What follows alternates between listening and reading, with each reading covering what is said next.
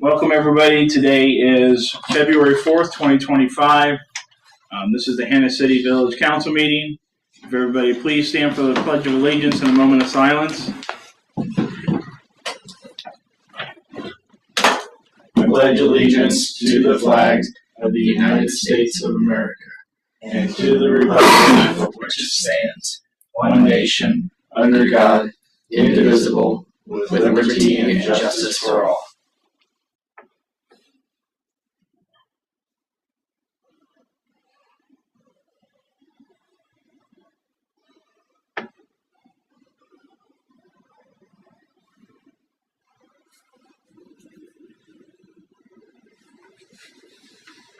Thank you. May be seated. We got another guest.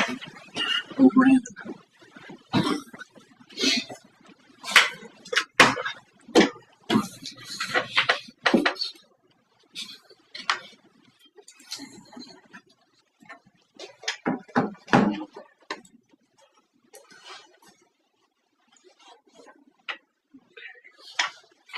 So, first item up is we do have Trustee Pearson online. So I would entertain a motion that we allow Trustee Pearson to vote remotely. So moved. Second. I have a motion by Sidak, second by Weaver. Any further discussion? All those in favor signify by saying aye. Aye. Opposed, nay. Motion carries. Ryan, you're able to vote now, sir. Ryan, can you hear us? He's muted. There we go. I finally figured out how to unmute myself. Yes, thank you. Okay. And then guess we have Joe, is it Adams? Yep. Yeah, that's here with Brandon. Okay.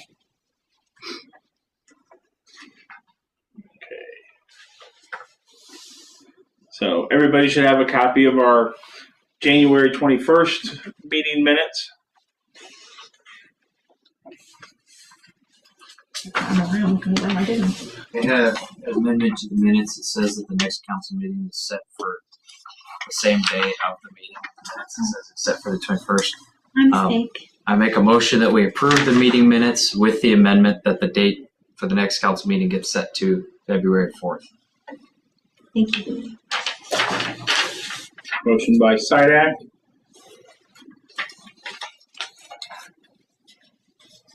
Second. Second by Weaver. Any further corrections, changes, comments? So all those in favor signify by saying aye. Aye. Opposed, nay. Motion carries. Treasurer's report. Nothing really out of the ordinary except for the Hakatola invoices on this. It has, so the treasurer's report is awfully high because of that.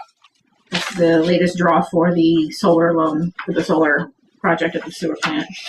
And then also on the last page is the interest statement for the Illinois funds. There were $7,500 worth of interest for the month of January. Did you happen to look up how much we've drawn in full? No, I haven't. I'm sorry. I forgot to look.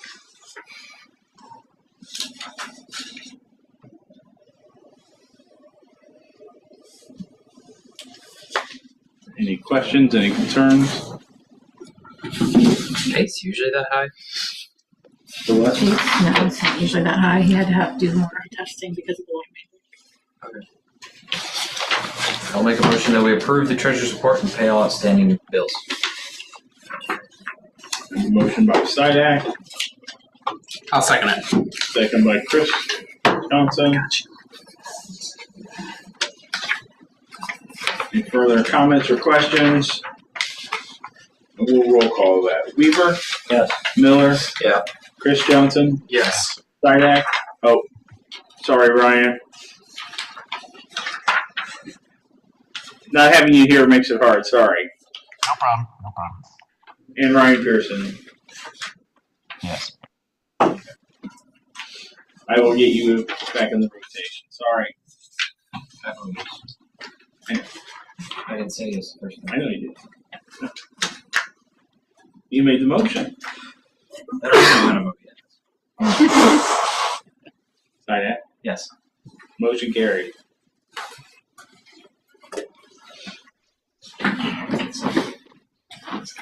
Anything else in the treasury report? Mr. Lott, floor is yours, sir. All right. Good evening, everybody. I appreciate you allowing me to attend remotely. I wouldn't have made it all the way out to Kansas City tonight. I was on the road. So Brian had asked us to present really three things. And Brian, I'll make sure we present as you had on the agenda and requested. So Joe is joining me to touch base with you on both the MFT program and the sidewalk project, and then I can finish up with any questions on Brian, if you wanted to talk about the PV water study or evaluation or consideration. So with your permission, Brian, I'll let Joe go first with MFT and M116. Yes, sir. All right, go for it, Joe. Hey, good afternoon, everybody. Good to see you virtually again.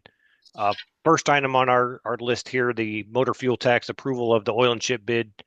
Again, this is the next step in executing the 2025 motor fuel tax program that you guys put in motion back in December by passing that initial resolution. We had bids that came in a little under estimate this year, two different bidders. Our recommendation would be to move forward with the low bidder, Porter Brothers. Pulled that up here quick. In the amount of $50,655. So with that, does anybody have any questions on the motor fuel tax bid?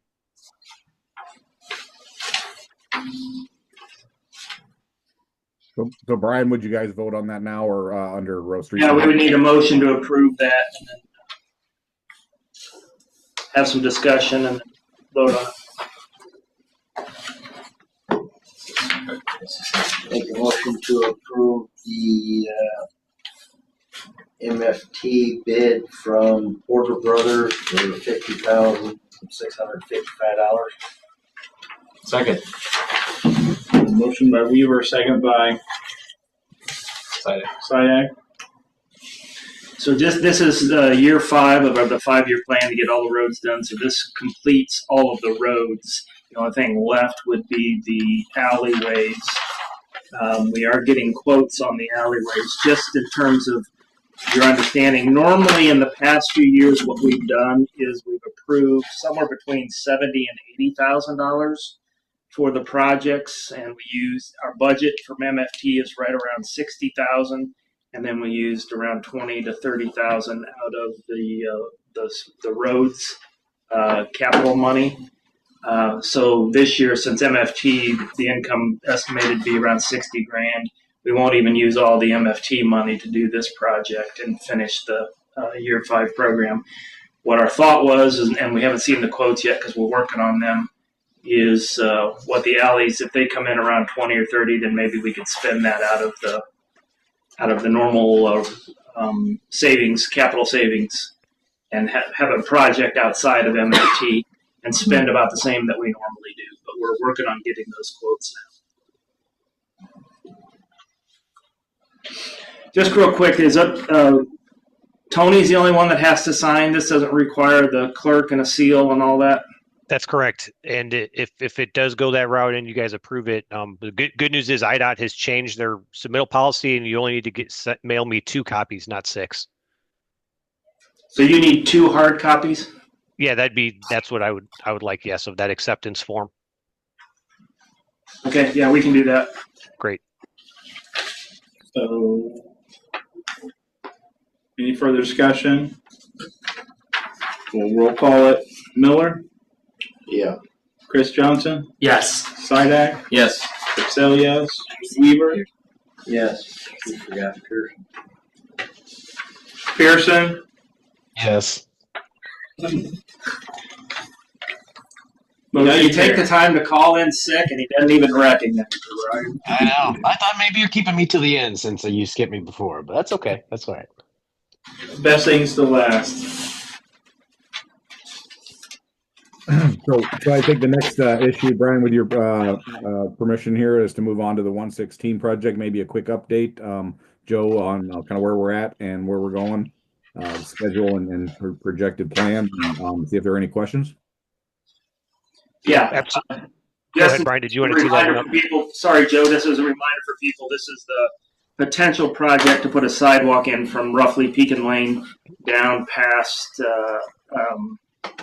Casey's to allow people access to all the way down to Dollar General. Exactly. So we're to the point in the process where we're into kind of the final checks of our preliminary plans, specs, and estimates. We've basically got the design done. Just got a couple last checks to do before we'll submit that to IDOT. The reason we got to go to IDOT because we're within the state right of way, so we have to submit for a permit to allow that improvement to happen within the state right of way. So we'll submit that to them. They'll potentially have some comments to come back that we'll get addressed, and then submit that for final. Once they get that okay, we would then move into a bidding phase where we'd bid this out to contractors. From a timeline perspective, that puts us, certainly well within range to get this job built here this year, probably summertime. I think you guys have seen some of the preliminary drawings. A couple of things I know Caleb had some comments that we plan to address and tweak before we submit to IDOT on extending a little bit on the east side of Pekin. And the other thing I wanted to call to everyone's attention is the way that we ended up routing the terminus on the west side into the Casey's driveway. We encroached just a little bit into their property. So we're reaching out to Casey's to coordinate that with their legal team on how we secure an easement to allow that sidewalk to dump right into their driveway there. We got a couple calls in the district manager right now. So that's something we continue to work on. We'll submit to IDOT without that kind of figured out so we can work those both at the same time and hopefully have everything sealed up and ready to go for bid. Yeah. Did they bring up anything as far as the east side, Joe, of the car wash there at, what is that, the Hannah City Glassford, or Pekin Lane, sorry. Pekin Lane side, as far as that gully in the sidewalk, have any type of barricade up there, or have we looked to do any backfill on that gully that's there? That'd be the low point in the road. No. So basically, if you're standing in Pekin Lane, and if I'm looking at the sidewalk right there, there's a water outlet, and it's probably a 6-foot drop that goes down into the gully, and then the water cascades down. So I was thinking about something as far as safety along that. So I wouldn't want someone just walking off the sidewalk.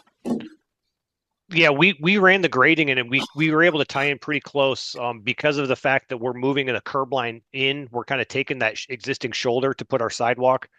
We're pretty similar location-wise to where that existing shoulder ends right now. So the grades look pretty good right now where we'll be farther away from that drop-off location. Okay. So, go ahead. Real quick, Caleb's two questions was one, and I think we had discussed this before, is what would it cost to extend across McAllister, go all the way into Dollar General? And you might want to discuss the challenges with that, Joe. Yeah, getting across McAllister, there's a couple of pieces. First, we'd add a crosswalk, and it might impact where the stop bar would be placed, or the stop sign currently is on McAllister. And then the challenge becomes, once you get folks across McAllister, how do you get them to the Dollar General itself? That adds some more challenges, or you just create kind of a dead end for people to cross and then don't give them anywhere to go. So when we kind of looked at the pros and cons with getting folks across McAllister versus dumping them off on the other side, on the east side of the street there into the driveway Casey's, which then kind of gives them access across to Dollar General, we thought that was the best solution for that issue for access. And then talk a little bit about what he wanted on the east side. Yeah, Caleb pointed out that in the future the village may want to redo the existing sidewalk to the east from there. So his suggestion, which we're going to take on, is to, instead of stopping our new sidewalk right at that intersection quadrant, take it one more sidewalk panel past that quadrant, so that in a future project you can saw cut off a straight line and move forward to the east, as opposed to having to deal with the radius.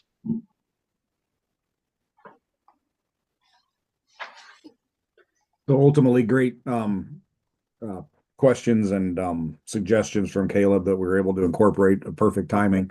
I guess Joe and Brian, I don't mean to step on anybody here, but now it goes to IDOT. We worked with them to get a permit. Brian, what is your thinking, given the estimate here? And I'm sure it might change it a little bit, but to bring back in front of the board for a yay or nay on going out to bid, or is that something you were planning to do tonight? So we are not voting tonight. We didn't feel like we needed to. You guys can see the bid on the estimate on the very back page of 141,231. Doing that other section is going to increase that number a little bit, so we'll need to revise that sum, I would guess. And then we also thought there might be some additional engineering or whatever. We were guessing the project in total would be maybe around 170, 175, something like that in terms of leaving in contingencies. So that gives you a ballpark of where we would be at financially. As far as process, you guys were going to submit it to IDOT. You're working with Casey's. Once you know and whatever is going on with Casey's, I would like us to have a meeting that would involve the car wash and Casey's, so we can have an open discussion and point to a date and time where everybody knew, what was going on and what was happening. And then, I think then we could, once all that's done, we could bring it to the board for a vote sometime in I would guess in the March timeframe. That still gives us plenty of time, don't you think, to get it bid out and done this year? It would. That might be a little aggressive for IDOT, but I don't think we're getting into May and June, right, Joe? March might be aggressive for IDOT, but April maybe. Yeah, and then IDOT's have been really quick lately on some of the other projects on turnaround time. So it's a little bit out of our control, but yeah, they've been pretty. I don't think we should expect months of wait for comments on a project like this. And we have, we've given them this concept already once and gotten some feedback. So again, feel pretty confident that where we're at is right. Any comments they have, we expect to be pretty minor. And then in terms of where the funding might come from, we don't need to make that decision tonight, but we can certainly do it when we vote on it. We've got roughly right now $250,000 of cash in the BDD fund. We've got there's a $15,000 check that's going to be cut out of that for the one that we just paid out. And then next year we'll have another $135,000 coming in to cover the $100,000 grant program that we've got there. So there's some money there. We've got a little money in TIF that we could potentially use. And then we've got a good bit of money in the street fund too, so we could use a portion of that in order to do it. We've talked before, one of the nice things might be to use at least a portion of economic development money so that we can show the community that even though you may not be eligible for a grant or have gotten a grant, that there are economic development projects that are beneficial for everybody in town. So,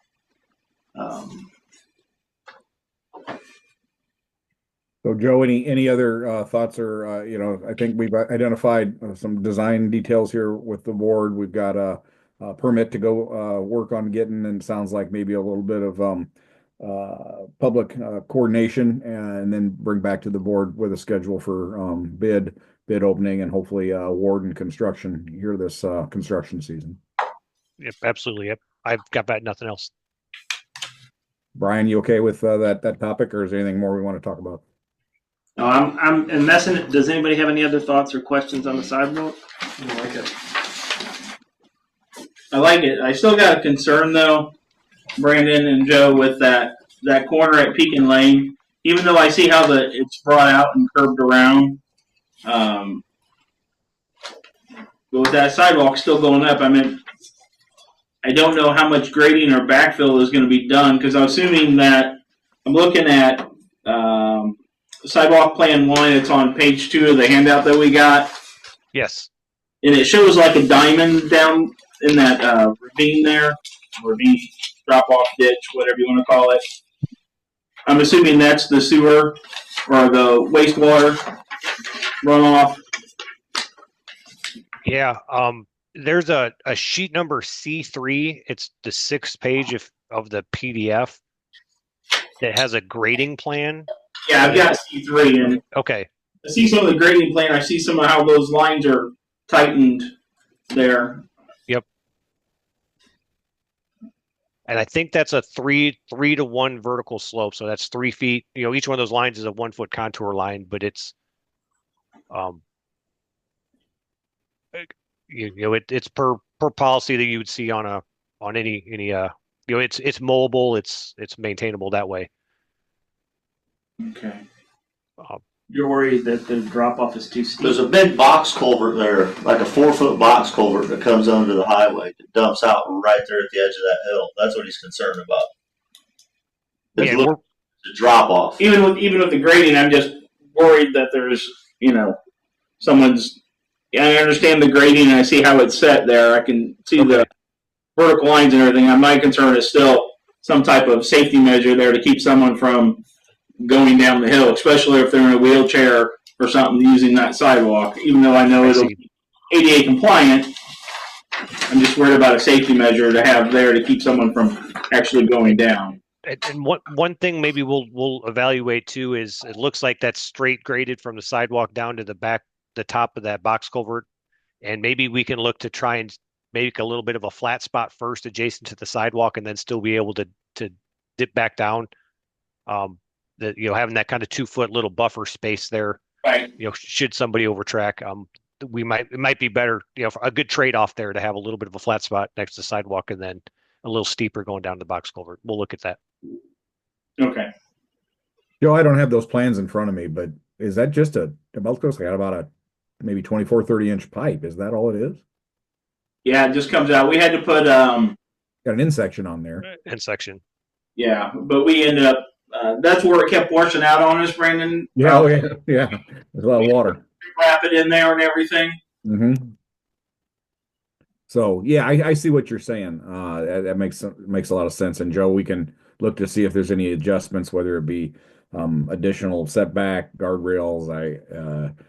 How that might be enhanced. I guess the only thought was making sure we're remain in the right of way or easements that we have available, not getting onto private property. But I don't have any of that in front of me. I'm sure Joe, you can talk to that when the time is right. So I appreciate the feedback. That's an adjustment that can be reviewed and looked at.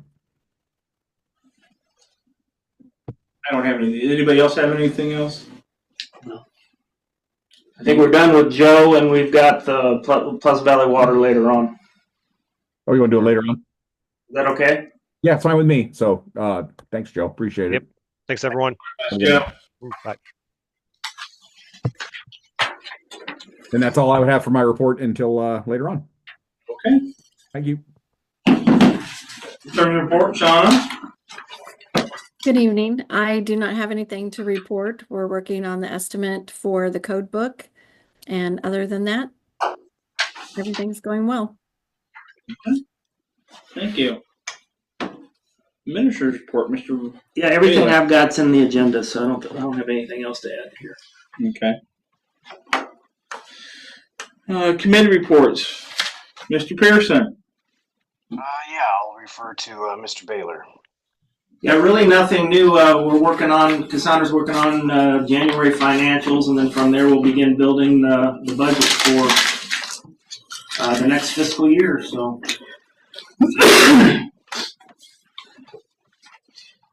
under planning and zoning, everybody should have a copy of the pre-annex application fee. This is something that I had brought up to Brian. We do incur costs when we start doing these pre-annexations. Instead of us, I can't remember how many pre-annexations we've done in the past, and we footed the bill for all of them. So this would help offset our cost and allow the homeowners should still be able to pay a nominal fee to then get their application done. We did do a little bit of research. We did the math on what a meeting costs to have the planning commission coming together. What's the direct cost of that? And then we also had, Shauna did a rough estimate on what the legal fees are to do the paperwork and all that kind of stuff. So the meeting cost was around $150 and the legal fees was around $350. Again, those are estimates, but we figured $500 was a good place to kind of set the fee to do it. And I did talk to Caleb. He says that a lot of other communities already have this in place, annexation fee or pre-annexation fee. So he said that many of them were surprised that we don't have it in place. So we're just trying to cover our costs when it comes to doing that. So that's the plan. But we can adjust the amount. We don't have to do it at all. Whatever you want. It's just to cover the direct cost of doing it, I guess. And the bottom line is, a lot of these places that we pre-annex, even though we've changed our process, they come in and we take on another additional cost from them, because now all their code comes through us, all their permitting comes through us, and we're doing that work. But until they're fully annexed, we're not getting property tax or anything back from them. So we're doing that work for basically free. Ryan, do you see this as? Do you see any possibility of this discouraging people from pre-annexing? I don't. Most people who want to pre-annex are doing so because they don't want to deal with Peoria County's code. And by the time they come and talk to us about pre-annexation, they're pretty fed up, and they're already neck deep in other costs and higher costs for their permitting and the things through Peoria County. So I think they'll see this as a non-issue. The one thing we do need to talk about is we can always waive it too if we have somebody that we feel like is a key, right? So if we have a property that's key, and if we get that, and we can then connect a lot of these other dots and get those people in as fully annexed, the board can vote to waive the fee. Waive it, reduce it. Yep. I'll make a motion that we adopt an ordinance establishing an application fee to accompany any application for pre-annexation of property. Second. Motion by Sidak. Second by Chris Johnson. This will be ordinance number 21-02-01. 21. Oh, sheesh. 25-02-01. Yeah, it's the new year. I'm only 4 years off. Just for clarification, we'll have to wait till Denise gets back to sign and seal it. Right. It's not urgent anyway.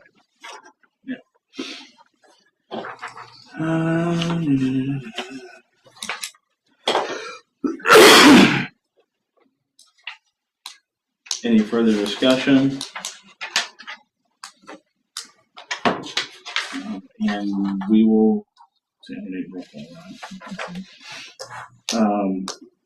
So all those in favor signify by saying aye. Aye. Opposed, nay. Motion carries.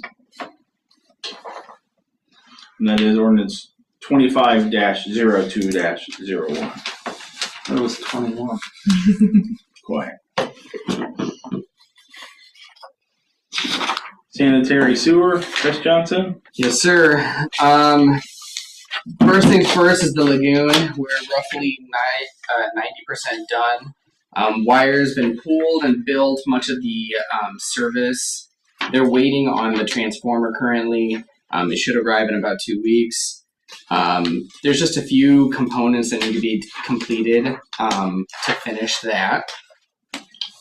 That's about it for sanitary or sewer. I'd like to move on to water. Go ahead. I don't have any shut-off list. We went over that last week. Before we dive into a lot of the water, I did want to just mention today that many of us saw that quote regarding maybe needing to have a discussion about the truck, cash versus finance. I did have a question about that. It says $50,000, right? And I saw that there's a trade-in on that of like $8,500 for that whole truck. There is a below the actual invoice, it says $175 for plow and step bars plus 7712. So is that incurred or included in the 50K? It is not. So it would be a total then of 57,887. Yeah, well, maybe a little bit more than that. Be closer Okay. to like 60 because he didn't have the toolboxes quoted out. So just backing up, Jim's truck is old, very, and we were starting to put a lot of repairs into it. So one of the things we talked about this year was spending some capital on getting him a new truck. He went out and got a quote from the guy who did the one for us last time, the quote you see in front of you there, the details of it. I didn't have to.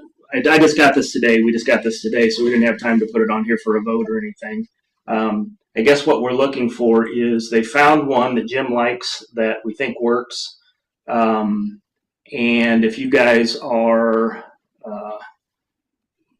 interested, we can put a $500 down payment on it to hold the truck. Dodge has some smoking deals on $2,500 pickup trucks right now. Yeah, he wants a Chevy. Jim wants a Chevy. Again, I don't know. I'm not a truck guy, so I don't know what's good, bad, and different. So yeah, we're looking at roughly, let's call it 60 grand Okay. or around there. Just in terms of again how we would pay for it right now, I think we've got around $180,000 of excess cash from in general. That normally at the end of the year we do this right before the new fiscal year. We spend if we have cash need or capital needs that we've got excess cash for. This year, the only two things that we're talking about is this truck and the maybe a mower, about a $10,000 to $15,000 mower for the guys, a new mower. So I did a couple questions Yeah. real quick. First, 8,500. It seems low because it was only 110,000 miles on his other one. I know there's run time versus wear and things like that for the year. So I guess my first question is, would there be any desire to try to sell it outright, and then maybe see if there's any more to it, or is the city in the past we just go with the trade-in value? Secondly, is there any desire to just keep it? Do we need a second truck? $8,500 for a 100,000 mile truck seems real low. Well, Roger already has one. Roger already has another truck, and we don't need it. It would be an extra expense we'd have with Okay. license and title and insurance. And the other truck runs better and is in better Yeah. condition than this one. Yeah, Okay. it's newer. Okay, that works. Yeah, those are my main questions. But other than that, I just thought I'd mention that today. I wasn't real sure about that incurred extra, the plow and the step bars. So we're looking at 60K on that. And are we going to vote on that next week then, or not week, but Yeah, I guess basically what I'm looking for tonight is if you guys are interested in us moving forward, he thinks we can hold the truck for $500, which we don't have to vote on. We can do that. I'd like to hold it personally and hold the truck. I'm having a really hard time wrapping my head around all these big projects we have coming and where this money's coming from. So I'm trusting we're good financially, Yeah. right? Oh, yeah. When I'm reading through things, I got water tower dollars, I got this and that. It gets a little scary on my end. So if you guys think we're good, I'm all for the 500, but I'll let everyone else talk too. Roger, Did we check in with the state program?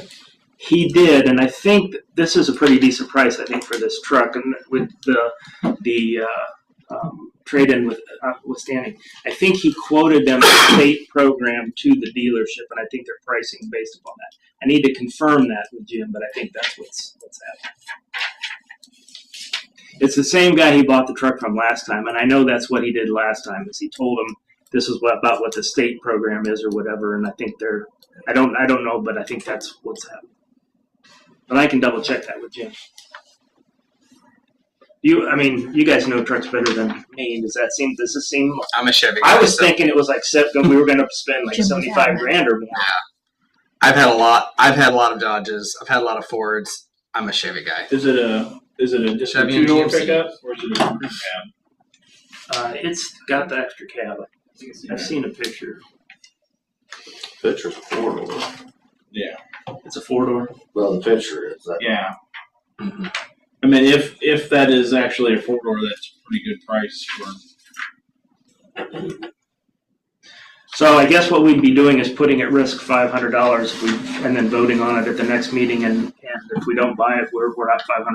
No, we should be able to get our earnest money back. Okay, I don't know how that works. It's just a hold limit.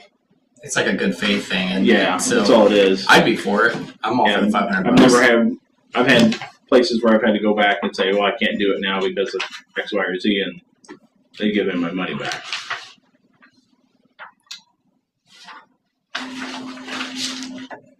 Any further discussion? If not, I got other stuff I can. Okay. No, any concerns on that? No. Go ahead and. Yeah. Next update would be water tower. Just needing to renew our permit for that. I think just due to length of time that we've been working on it. Correct. Brandon, did we get the new permits or the new paperwork submitted for the permit for the water tower? Yes, we did. We traded all the things we needed last week with Jim, both on this one and the permit for the water main extension that he performed last year. So yes, both of them have been submitted. Perfect. We're looking at like a 50-50 shot right now on the IEPA low interest rate funding. Cassandra and Brian, they can speak to it better, but they're working currently with Sorensen's office for possible federal funding to see what's available there. I'm going to incorporate some engineering in a minute, just bringing up our PV water source. Brandon and his team have done some basic study and costs. They feel the estimate could be closer to $1.5 to $2 million given our current parameters. He'll speak to them shortly. There was some concern about hydraulics and possible need for a booster. And then I have just the update of the $7,500 to $10,000 engineering for a study, for case study. Anything you'd like to add, guys? Yeah, I guess this is one of the big projects we're talking about spending money on. After Brandon and I met and talked and worked through the numbers, and I guess where I'm at, it doesn't mean I'm right. And Brandon, if you disagree with my assessment here, tell me. But I think we feel like the business case at current pricing is not compelling enough to pull the trigger right now. It's about a 27% price difference between Illinois American Water and Pleasant Valley, and then with the upfront cost of $1.5 to $2 million, I guess I feel like it's not jumping off the page saying, "Yep, do it." And I don't think there's anything that says we have to do it right now. If what happens, if what we think is going to happen, Illinois American Water continues to raise their prices, there's nothing that says we can't do it a year from now or 2 years from now. We'll know more about the water tower at that point. Yeah. And 2 years from now, the lagoon hopefully would be paid off. That loan would be done with the returns that we're supposed to get out of that. And the sewer lining projects would be pretty close to being done, so we'd be in a better financial position to take on that expense at that time. So I guess I'm thinking at this point, wait, see what Illinois American does, see how these other things play out, and then move forward from there. But if we wanted to do a more detailed study, Brandon said that would be somewhere between $7,500 and $10,000 worth of engineering costs to get a hard and fast number of what we think it would cost to do it and nail that down. So that's another possibility as we can move forward with the engineering and then know where that stands. So, Brandon, what else you got on that? Not a whole lot, Brian. I think you covered it very well. I think that there are some policy considerations that you covered well that are really something the board would consider about how this project might fit in with your short and long-term plans on having water at a rate and quality and reliability that you're comfortable with for your customers. One option may be to look for another source. It's certainly doable. Right now, you've got a 50,000 foot view of a number between maybe 1.5 and 2 million. You could ratchet it down a little bit to a 20,000 foot view to really understand where would that pipe be, what is required of it, to remove the zeros and put real numbers on some of the big picture items we have. whether materials, booster pump stations, easement costs, these sorts of things, to do a study to say, yes, this is doable. Here's where it would go. And here is a budgetary estimate. That budgetary estimate's not going to be $500,000, and I hope it's not $5 million. But it might be something more comfortable than 1.5 to 2 million for you. There would be time and effort to do that, and that would be the deliverable. If that has value to you, we'd be happy to do that. And Brian's exactly right. That can be done at any time. I guess the only consideration I would have, Brian, is if you do have an agreement or a possibility to have the materials and labor to install a pipe at a very, very, very popular or a pretty good number. Does that change? Is there a time limit on that? That would be my only thought or consideration. Is a year and a half from now, that's double. I don't know. Yeah, what he's referring to is Pleasant Valley Water is willing to have their folks help with the labor, but doing it at 50%. So they would cover 50% of the cost of their labor. Now we'd be paying 100% of our folks, but they'd be paying for half of their folks to help us put it in. But I don't think that changes a year from now, 2 years from now, or whatever. I think they're still willing to do that in order to, to pick up another 650, households. Those would be pipe fitters. It's basically their staff. It's like $50 to $100 an hour, man, per person. Yeah. I mean, that's a big. That's coin. Like that's big money there. Yeah, that's when Brandon looked at our numbers. He initially was like, "You're crazy. You're not going to be able to do it for that." But then once we realized, the labor number was pretty low because our guys, and there'd be a cost to that too. Our guys would be out there putting that in, and so there'd be a sacrifice of other things potentially happening, or overtime, or whatever. And we budgeted for that a little bit, so we were planning on it. But, I do think we have Illinois American Water's attention because we pushed back on the fact that we're not a retail customer, we're a wholesale customer. And we pushed back on, anyway, it came in at 15% or 14% some change versus 24%. And I think the direct retail customers are getting the 24%. But so the business case, that's the good news. It wasn't as high, but the business case isn't as strong because it wasn't as high, right? Yeah. How much have they already gone up the last 2 years? Yeah, they've gone up 64-ish% from January of 23 to January of 25. So significant. Yeah. Are we locked? So that's 2 years. Will we be well, and again, like we said, if that's what happens, we can pull the trigger. But I'm sorry. No, I'm sorry. I'm trying to think long term, and the political environment we're in. Are we locked in on costs when it comes to like the piping and things like that? Especially now that everybody's been on the news with all this like tariff talk and things like that. A lot of that stuff is not in house. So are we locked in on that price, or is there potential in the next year or two that our cost is going to skyrocket when it comes to pipes, when it comes to any all type of material is always supply and demand, so there's no going around that. Yeah. So, I mean, Brandon, you looked at our quote on materials and you thought it was pretty reasonable at this point. So it's very reasonable. The number that you have to put that pipe in the ground is very reasonable. Yes. And that'd be my only question is does that sunset? And no, I don't know that anybody can answer that. So if you're dealing with a known entity that I don't know that their interest changes over time with Pleasant Valley. So I think your point is this is something that could be done later is warranted. That's true. Yeah. I guess the question I really have for you, would you want a dialed down number to start taking one more step towards focusing on this, for a small study to be able to come to you with we have a $2.7 million project and it works. Is that of value to you now? Or is, it just as valuable in a year?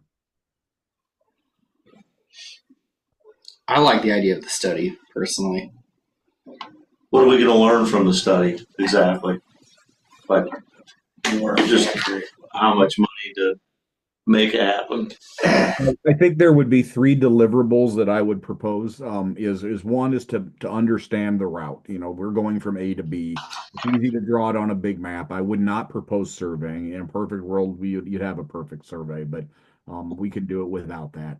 So, you know, here is the route. We understand this. We would look at the hydraulics to see does it work, and if how would we get it here? So, do we need a booster pump station? I think we would dial in on the costs. So here are the assumptions we would make with labor, materials. We need 6 easements or 60 easements, and here's an estimate for that. Here's a design number because you will need to design it, you'll need to permit it. So I think what you'll understand after this study is, does it work? Where does it go? And how much should we budget for its costing? Better detail. Yes, yeah, much better detail. More fiscally responsible, right? So, and it's either going to strengthen or hurt the business case one way or the other. If the number's higher, then it's going to, but it'll be more realistic. Now, all we tried to do is put together a rough number to see if, even if it made sense to come this far. You bet. The other thing that you brought up that I hadn't thought of is because the makeup of the water is going to be different, that there will be EPA evaluations and studies that have to be hurdles that have to be cleared because we're getting a different source. There would be at some point. I don't know that I would go looking for that trouble right away, but yes, at some point you're going to have to show them that water A which is in your system now, when you replace it with water B, it doesn't essentially leach bad stuff out of your pipes. So that study will at some point be required before you'd flip the switch. It wouldn't be step one, but it's in the middle there somewhere. Yes.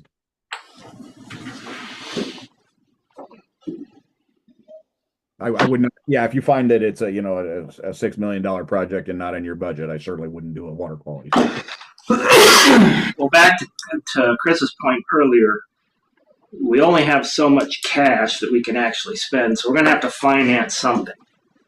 And this would be a project that, the way the numbers work today, if we financed it at current commercial rates, the cost is going to be around, I think if the numbers I ran, it was about $11,000 a month, and the return's $6,500 to $7,000 a month. So it doesn't pay for itself. We'd be picking up that extra cost. Now, long term, it may, but it's not accretive, I guess, meaning that it pays for itself out of the gate. And I'm not saying that is good or bad. It's just the rough numbers that we have. But maybe that's why we fine tune the numbers and have that sitting ready, assuming that, to your point, they go back up and again in another 20% next year, then we're ready to roll. One more thing I might throw out is listening to the discussion, and thank you for the opportunity to participate. I would be happy to, with your interest and blessing, to bring to you a proposal with very specific. Here is a firm. Brian and I were talking big picture, but here's a firm cost, here's a firm schedule, here's a firm deliverable, here's what we would do, so that you would be able to consider something with some detail. If you're not in a hurry, I don't know if you're voting tonight or all, but that would be something I'd certainly be willing to do, to walk through. Here is a study, and here's what you get out of it. If that was something that was of interest. Is that something we want? I like it. I'm all for the most detail possible. So I'm for holding off on doing anything for a year or two. I mean, it doesn't hurt to have you bring us a proposal that we could look at. Yeah. Agreed. I'm happy to do that. Meeting in March. If that doesn't cost us anything, then yeah. Okay. Problem with that. Agreed. I could do that. So you can chew on it a little bit and see, get some detail to be able to decide if it's a now thing or a later thing. I understand that completely. I mean, back to Chris's point, the truck we've got cash for, the sidewalk we've got cash for, the lagoon is financed, but again, as soon as we get it up and rolling, it's supposed to pay itself off in 10 quarters, which is not very long. So that would be done, and we wouldn't have anything owed on that. We don't have any other loans other than that one. The water tower we would have to finance, but the only way we're going to finance that is if the EPA gives us the 1% whatever loan. That would be substantial. That would. What's the price difference? I know we've talked about it. Above ground storage versus new water tower versus new water line. If we just went with above ground storage and redid our water tower we have, that would give us more money to do the water line. Yeah, right? Is that, or am I thinking way off on that? No, you're tracking the conversation. The concern is that the current water tower doesn't have a ton of life left in it. Yeah, and so if we're going to eventually put in a new water tower anyway, then right, we might as well. Why spend the money to put band-aids on it now? Right. Yeah. Because that's what, in the 50s it was built? 60s. That was in the 60s, wasn't it, Brandon? I think it was designed in like 57, 58, 59. So yeah, right around 1960, one year or the other on it. So yeah, it's been there a while. And the other thing is, I mean, the EPA hasn't forced us to do the water tower yet. And if they say we have to, then our response would be, well, then give us the loan to do it, because it's the same organization. And we're putting money aside every month, you know. Yeah. 2 years from now, the roads will all be done. The sewers should be lined. The lagoon should be paid off. Where are we thinking 2027? Didn't what we say for the water tower last meeting? That was kind of in an ideal world. Yeah, I mean, I think if they gave us the loan this year, we would vote to do it, wouldn't we? Yeah.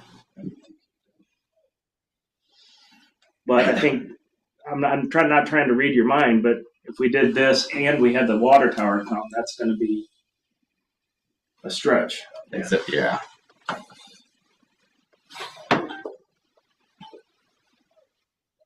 Okay, so Brandon, I think what we've decided is you're going to put together a proposal for us, something we can review. We'll discuss it. You tell me what meeting, we'll discuss it.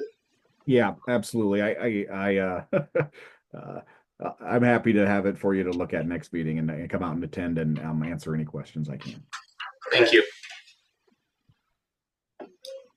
End of report for water. Buildings grounds, Mr. Weaver. I don't have anything. Streets and alleys, Mr. Weaver. Nothing. CDC, Mr. Sidak. Nothing to report. Take it. Administration, Mr. Miller. There's a big gap in what I have from December 30th to January 4th. There was 5 calls. There wasn't much of a description, and from 128 to 2/1 there were 6 calls. So I don't know where everything is in the middle. From 28 to 2 what? 1. Thank you. There were 6 calls, but they were didn't really have it printed out much to what they were. Ones of them. And then the traffic stop report, there was 4 of them, right? 3. Yeah, no citations or something. Yeah. But it didn't really match what, I don't know, it's odd. Well, the calls are different than the traffic stops because most of the calls are out of it. They pull that report. The traffic stops are normally pulled from the CAD system, where the other ones may not be if there's no CAD incident assigned to it. So. The other thing, just real quick, I sent you I copied you on this. Eric, this is the last. Might have even been today. I can't remember. But I just saw online on Hannah City Happenings, there's some people reporting vandalism. We had one of our signs, somebody had drawn on it as well. And then there were some mailboxes that were demolished. I saw that. Banged up. So I sent a note to the Peoria County Sheriff's, and he was going to cover it at their daily stand-up and review it so that they could keep an eye out for that kind of stuff. I think was it just the mailboxes outside town here? There were 2 of them. I don't know where they were. I think it was right out here in thought I seen them say that they thought they got hit by a mirror on a car, but Did they remove purposely the Medoris one? When I was walking Cowboy yesterday, I noticed there's a pole sticking out of the ground with no. I'm wondering if they purposely took off the, or are they one of the ones that might have had the same problem? Don't know. Just curious. I saw that post, and that's the first thing I thought of too.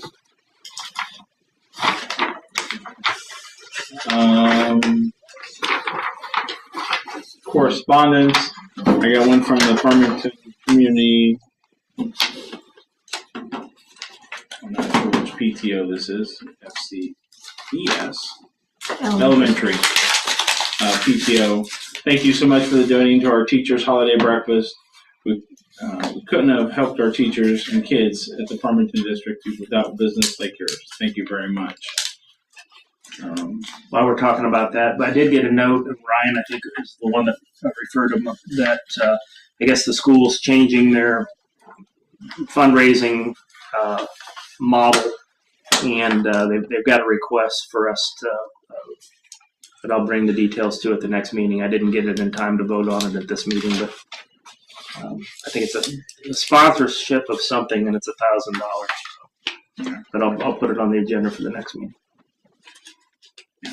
I got a correspondence from the 182nd Airlift Wing.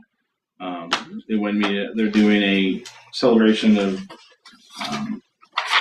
the community, and bringing people up.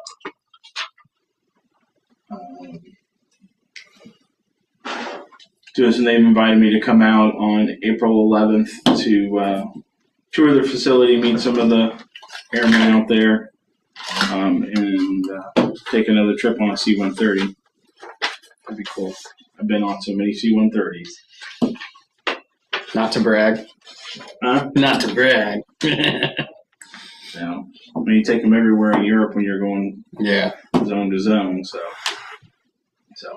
Does anybody else? I brought one to work today. It's in the water tower parking lot. It's in your pocket, right? It is. Oh, one other thing. I know we got a request, and it's not till next fall, but a group, no, it's the Hannah City Tap does a thing where they do like, they have a bunch of UTVs that come to town and they have some sort of event or whatever. St. Jude, isn't it? Yeah, it's a Like fundraiser. But she said it could be up to 200 UTVs. Yeah, I said it was a pretty big deal. And she didn't want to go through the process of, have them all inspected and $35 UTV. And so she said Yates City has a process that I asked Sarah to reach out and find where the one person who coordinates it, basically they say they sign something and verify that all of them are registered somewhere in some county, or some town, even though it's not ours. And then we might want to do some parking for them over by the. But again, it's a ways off. But I assume we would want to do that if there's going to be 200 people come to town to spend some money. Spending money. Yeah. And maybe also designate a UTV route. Yeah. That day, so they're not flying up and down all the side streets, and Make sure the sheriff's department knows. Yeah. Yeah, we'll take care of all that. So, anything else come for the board? Meeting's adjourned. Thank you very much. Thanks, Brandon. Thanks, Brian. Feel better. Shauna. Thank you.